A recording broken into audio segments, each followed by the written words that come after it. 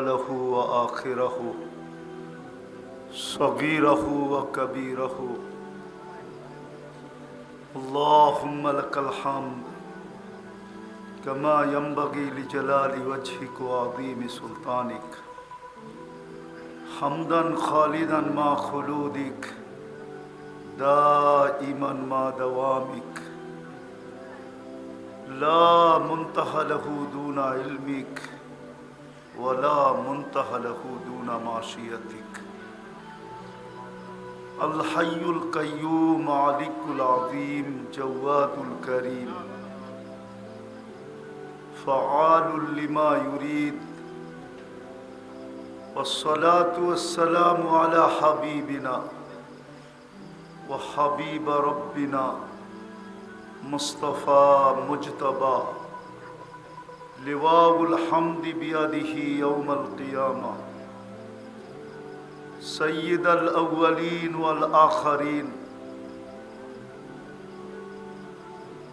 إمام المرسلين رسول رب العالمين بشيرا ونذيرا داعيا إلى الله رحمة للعالمين شفيع المذنبين حريص بالمؤمنين رؤوف رحيم أما بعد فأعوذ بالله من الشيطان الرجيم بسم الله الرحمن الرحيم ومن زحزح عن النار وأدخل الجنة فقد فاز وقال رسول الله صلى الله عليه وسلم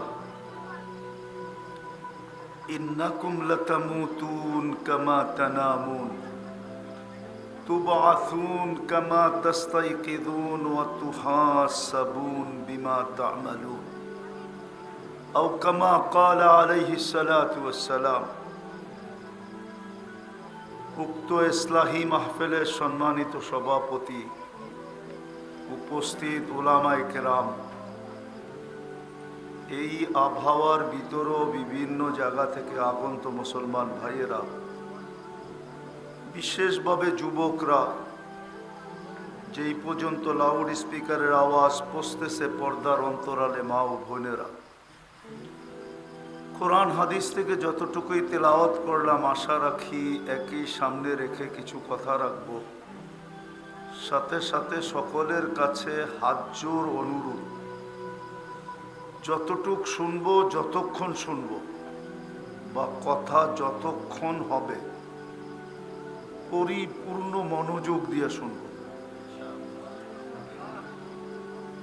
কেননা আল্লাহর আদেশ ইদা কুরিয়াল কোরআন ফাস্তামিউ যখন কোরআন বা কোরআনী কথা শোনো তো পরিপূর্ণ মনোযোগ দিয়ে শোনো দ্বিতীয় আল্লাহর আদেশ হলো আনসিতু পরিবেশটাকে বিলকুল আওয়াজহীন রাখো কোনো আওয়াজ যেন না হয় তাইলেই কিন্তু আমরা লাভবান হয়ে উঠব আর লাভ কতটুকু হবে এই ছোট দুনিয়ার জায়গাটার ভিতরে দেখানোর মতো না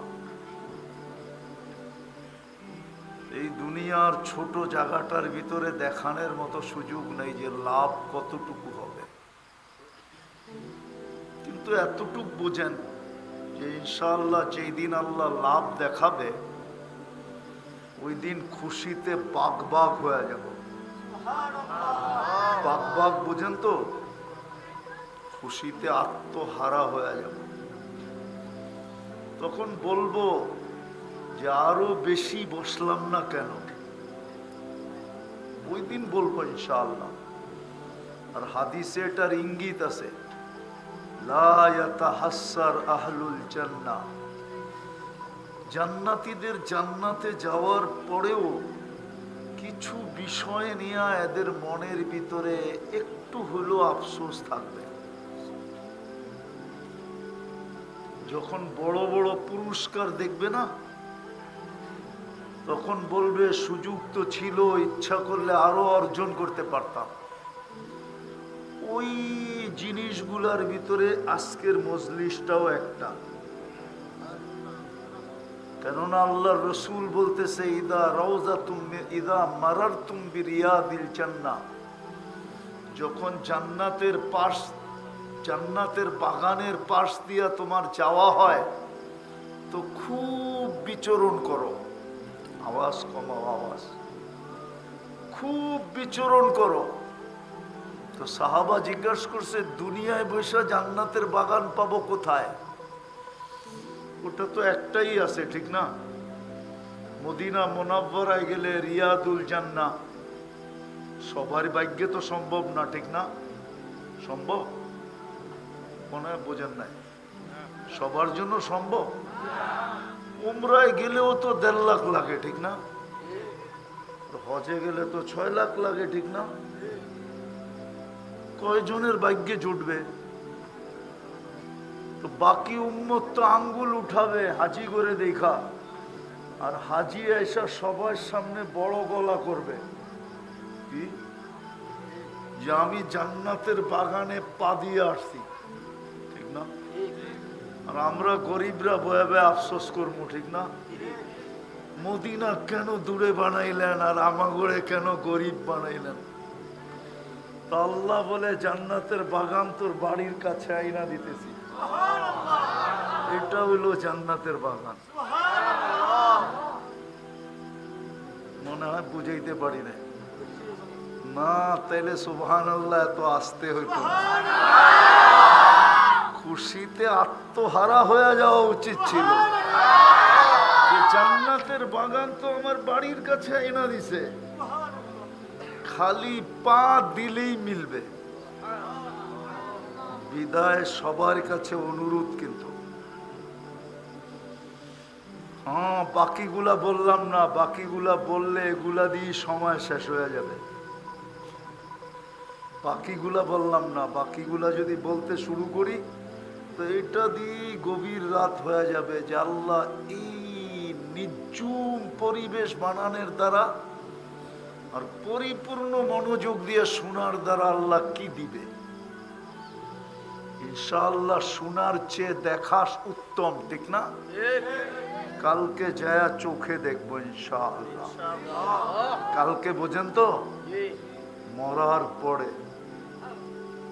পরে যায়া কি চোখে দেখবো ইনশাআল্লাহ আল্লাহ কি দিলেন, ঠিক না? এমনি তো আল্লাহ আমাদেরকে দিছেন, এমনি আল্লাহ আমাদেরকে দিছেন। মনে হয় না মনোহরদির ওলামা মানবে কিনা, আর আপনি গো কেন্দ্রীয় মসজিদের খতিব সাহেব মানবে কিনা বইলা ফেলমু। সমস্ত উম্মতকে আল্লাহ যা দিছে সবগুলা যদি রাখা হয় এক জায়গায়, আর আমাদের একজনকে যা দিছে, আমাদের একজনেরটার সামনে সমগ্র উম্মতের পাওনা জিরুর মতো হবে, জিরুর মতো। সুবহানাল্লাহ বলছে, কিন্তু মনের ভিতরে একটা খটকা আছে। এটা কয় কি? 1.25 লক্ষ উম্মত, এদের পাওনা আর একজনের পাওনা 1.25 লক্ষটা বলে জিরুর মতো, ঠিক না? আমাদেরকে এক রাত্রে যা দিছেন, এক রাত্রে, এক রাত্র 83 বৎসরের ইবাদত কোন উম্মতকে আল্লাহ দেন নাই। বলুক দিছে কিনা? এক রাত্রে কত বৎসর? কত? 83 বৎসর। আমি এটা ভুল বললাম, এটা খায়ের বাদ দিয়ে তর্জমা করলাম, খায়ের বাদ দিয়ে। খায়েরকে যদি যোগ করি তাহলে আল্লাহ বলে ওয়ালি খাইরি লা নিহায়া, আমার খায়ের কোনো সীমা রেখা নাই, তোমাদের এই 83 বৎসরেরও কোনো সীমা রেখা নাই। তাইলে আমার কথাটা ঠিক, একজনের এক রাত্রের কোনো সীমা রেখা নাই। অতীত উম্মতকে যা দিছেন এটা আমাদের সামনে সুস্পষ্ট। একের বদলায় এক দিছেন, এক থিকা শুরু, এক থিকা শেষ। শুরু এক থিকা, শেষেও একে, কিন্তু আমাদের শুরুই 10 থেকে। কত থেকে? কত থেকে? আমাদের শুরুই 10 থেকে। আমরা যেই নেক আমল করি, কয় লেখে? পড়ছি কয়টা? লেখছে কয়টা? হ্যাঁ, আমাদের শুরু কত থেকে? শেষ শেষ কোরআন বলে বেগাইরে হিসাব, হিসাব ছাড়া যায় শেষ হয়। 10 দেওয়ার পরে আমাদের নবীজি বলছিলেন, আল্লাহ মাত্র 10, তাইলে আমার উম্মত হয়ে লাভ কি? আর আমি আপনার বন্ধু হয়ে লাভ কি? কেননা দুনিয়ার নিয়ম তো হলো বন্ধুর বন্ধু বন্ধুর বন্ধু, আরে মনে হয় বুঝো না, বন্ধুর বন্ধু বন্ধু, ঠিক না? হাবিবুল হাবিবে হাবিবুন, আমি আপনার বন্ধু, উম্মত আমার বন্ধু, তাহলে উম্মত তো আপনার বন্ধু। মাত্র 10, আল্লাহকে বন্ধু 100 দেই, 100 দিছেন। তা আল্লাহ রসুল আবার প্রশ্ন করছেন, মাত্র 100, তা আপনার বন্ধু হয়ে লাভ হইল কি? আল্লাহ বলে 700। তারপর আল্লাহ রসুল বলছে মাত্র 700, তাহলে বন্ধু হয়ে লাভ হইল কি? আল্লাহ বলে সংখ্যা বললে আপনি মাত্র বলতে থাকবেন, সংখ্যা উঠায়া দিতেছি বেগাইরে হিসাব। আপনাকে আমাকে, হায় হায় হায় হায় হায়, এই জন্যই তো আল্লাহ বলছে কুনতুম খায়রা উম্মাহ। আপনি জানেন না খায়রা কোন জিনিসকে বলা হয়? একটু আগেই বলছি আমি, আল খায়র ওয়ালি খায়রি লা নিহায়া, আমার খায়রের কোনো সীমা রাখা নাই। উম্মতে মুহাম্মদী তোমাদেরকে এত দিলাম, সমগ্র জগতের সমগ্র উম্মতের দেওয়া যদি তোমাদের সামনে করা হই, তাইলে তোমাদেরকে যা দিলাম ওটার তুলনায় ওদেরকে বিন্দুও দিই নাই, বিন্দু। আমি আরেকটা উদাহরণ দিয়ে বুঝাইতে চাই, আমার কথার দিকে যাইতেছি। আচ্ছা ওলামা বলুক, কিয়ামতের দিন জান্নাতি কাতার কয়টা হবে? 120টা। জান্নাতি কাতার কয়টা? 120 কাতার হবে জান্নাতীদের। কয়টা কাতার বোঝেন তো? লাইন, সফ। এর ভিতরে 80 কাতার হমু আমরা, আর 20 কাতার, 40 কাতার, 1.25 লক্ষ নবীদের। কত? এবার আপনার বিবেক দিয়ে একটা প্রশ্নের জবাব দেন তো, 40 কাতার পাবে কয়জনে? দুর্মিয়া 1.25 লক্ষ নবী, কয় কাতার? আর আমাদের নবীজি পাবে কয় কাতার? 80 কাতার। তাইলে 80 কাতার আমরা, ঠিক না? আর 40 কাতার, তাইলে একজনের বাগে পড়লো কি? 1.25 লক্ষের বাগে 40 কাতার, তো বাগে পাইলোটা কি? কি কি? আমার তো মনে হয় বাচ্চাদের মতো চকলেট দিয়ে আল্লাহ বুঝ দিয়া দিছে, লও যাও। 1.25 লক্ষকে দিছে কয় কাতার? আর আমাদেরকে একাই আমরা কয় কাতার? তাহলে আমি বলতে পারি আল্লাহ মনে হয় জান্নাত আমাদেরকেই দিতে চাইছিলেন, আর কাউকে দিতে চান নাই। কিন্তু একটা প্রশ্ন চলে আসছে, সবাই যদি বলে সব একজন দিয়া দিলেন, তাইলে আমাদেরকে নবী বানাইলেন কেন, রসুল বানাইলেন কেন? কিছুই তো দিলেন না। তো আল্লাহ 40 কাতার দিয়ে সবাইকে বুঝ দিয়া দিছে, বাকি সব বন্ধুর উম্মত দিয়া দিছে। হায় হায়, কিনা দিছেন এই উম্মতকে। কিন্তু আফসোস, দিলে কি হবে? আফসোস, দিলে কি হবে? দিলে কি হবে? বাংলা একটা প্রবাদ বাক্য আছে, সবকিছু বলে সবার কপালে শোভা পায় না। আমাদের কপালও মনে হয় শোভা পায় নাই। যদি শোভা পাইতো তাহলে খোদার কসম উম্মতের যুবকদের চেহারা এরকম হতো না। যুবক, তোমাদের পায়ে হাত রাখে, তোমাদের চেহারা এরকম হতো না। মা বোনদেরকে বেপরদায় কেউ রাস্তায় দেখতো না। আমাদের পুরুষদের অবস্থা এরকম হতো না। মুসলিম সমাজ এরকম হতো না। আজকে যে চিত্র, এই চিত্র দেখা যেত না যদি বুঝতাম। আসলে আমরা বুঝি নাই, আসলেই আমরা বুঝি নাই। এই জন্যই বুঝাইতে চেষ্টা করতেছি। দিছেন আমাদেরকে ছপ্পর ফায়রা দিছেন। ছপ্পর ফায়রা বোঝেন? আরে ছপ্পর ফায়রা বোঝেন নাকি? কি ডাইলা দিছেন, ডাইলা ছাদ ফাইরা দিছেন। হায় হায়, যেন এই উম্মত থাকবে 60-70 বছর। কয়দিন? 60-70 বছর। কিয়ামতের দিন যেন কামাই নিয়ে উঠতে পারে কোটি বছর। থাকবে কয়দিন? কত? 60-70 বছর কামাই নিয়ে উঠতে পারে যেন কোটি বছর। এই উম্মতের আমল দেখা যেন সমস্ত উম্মতের মাথা নিচে হয়ে যায়। হায় হায়, আল্লাহ যেন বলতে পারে আমি বুঝা শুনেই এদেরকে শ্রেষ্ঠত্ব দিছি।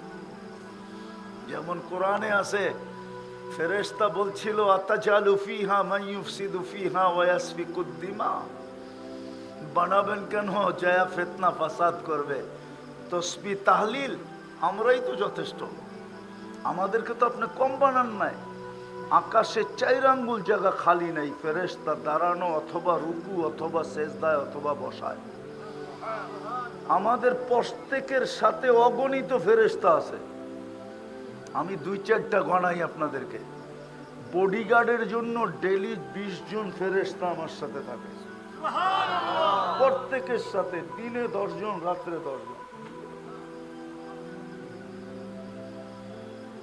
প্রত্যেকের সাথে 2 জন থাকে কাঁধে, কেরামান কাতিমিন। 2 জন আছে আমাদের কথাকে ট্যাপ করার জন্য, রকিবুন আতীদ। রকিবুন আতীদ। এই বডিটা চালানোর জন্য আছে অনেক। এটা এমনি চলে না। একই নালি দিয়া খাদ্য যায়, পানি যায়, শ্বাস যায়। ডিভাইডেড করে কে? আল্লাহ ফেরেশতা দিয়ে ডিভাইডেড করা। হ্যাঁ, আমি মানি বিজ্ঞানের কথা, হার্ট চলে বাল্ব দিয়া। কিন্তু আমি যদি বিজ্ঞানরে জিজ্ঞাসা করি বাল্ব চলে কি দিয়া, বিজ্ঞানের কাছে এটার জবাব নাই। কোন শিক্ষিত মানুষের কাছে জবাব নাই। নেটে সার্চ দিলেও কোনো অ্যান্সার নাই যে বাল্ব কি দিয়া চলে। দেখ যুবকরা, যদি এখন ইন্টারনেট থাকে, নেটে যা জিজ্ঞাসা করুক গুগলকে, ও গুগল, ও WHO, বল বাল্ব কি দিয়া চলে, তো চুপ হয়ে বসে থাকবে। একটু পরে বলবে নো অ্যান্সার। আমার কাছে এটার কোনো জবাব নাই। এই জন্য হাদিসে আছে হার্ট চলে ফেরেশতা দিয়া। যুবকরা বুঝবো কোত্থেকা? ওরা তো ডিজিটাল হরেন দেখছে, অ্যানালগ হরেন দেখে নাই। আগে আমাদের দেশে অ্যানালগ হরেন ছিল, চাপ দিলে প প শব্দ হইতো। কিছু সাদা দাড়ি দেখা যায়, এরা হয়তো দেখলেও দেখতে পারে। ওই সময় বাসও ছিল কাঠবডি, ঠিক না? লঞ্চের ভিতরে হরেন লাগায় রাখতো, চিপ দিলে প প করতো। আমাদের হার্ট ফেরেশতা চাপ দেয় তো রক্ত বেড়ে যায়, ছেড়া দেয় আবার রক্ত ভিতরে এসে ঢুকা যায়। একজন ফেরেশতা হার্টের উপরে, আলা ইন্না কলবি ইবনে আদম মালাইকাতুন মুআক্কালাতুন, একজন ফেরেশতা হার্টের উপরে নির্ধারিত, যে বৈশা পাঞ্চ করতেছে, পাঞ্চ। চিপ দেয় আবার ছেড়া দেয়, চাপ দেয় আবার ছেড়া দেয়, চাপ দেয় আবার ছেড়া দেয়। এরকম এটাকে ফেরেশতা চালাইতেছে।